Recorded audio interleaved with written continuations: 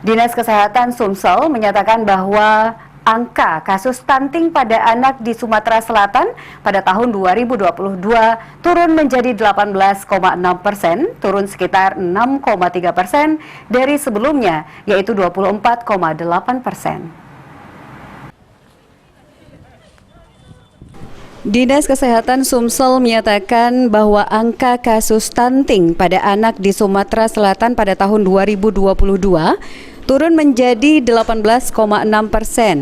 Kadinkes Sumsel Dr. Trisna Warman mengatakan bahwa hasil SSGI tahun 2022, angka kasus stunting di Sumsel turun menjadi 18,6%, turun sekitar 6,3% dari sebelumnya 24,8%.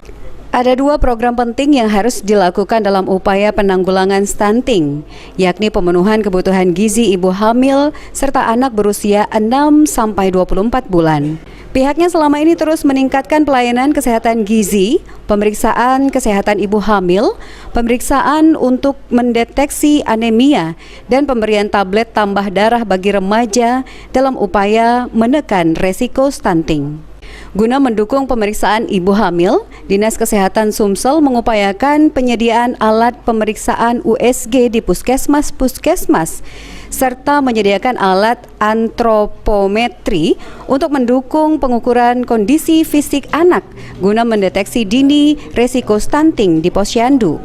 Ditambahkan Dr. Trisna Warman, untuk memenuhi gizi anak juga harus diperhatikan pola makan dan pola asuh.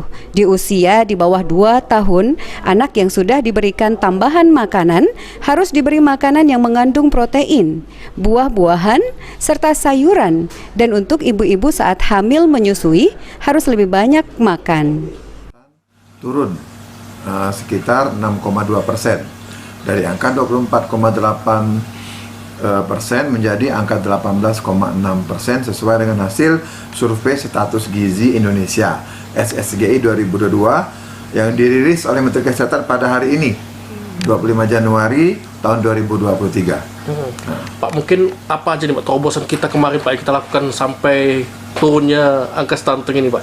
Ya, kita sudah ada program-program dari kesehatan ya, ini untuk kesehatan saja, dari segi bidang kesehatan itu ada program dengan cara intervensi spesifik dan intervensi spesifik stunting. Itu difokuskan pada 12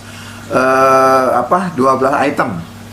Ya, untuk anak-anak usia 6 sampai 23 bulan. Itu antara lain pembelian tablet tambah darah, kemudian Aji Delia, PAL TV.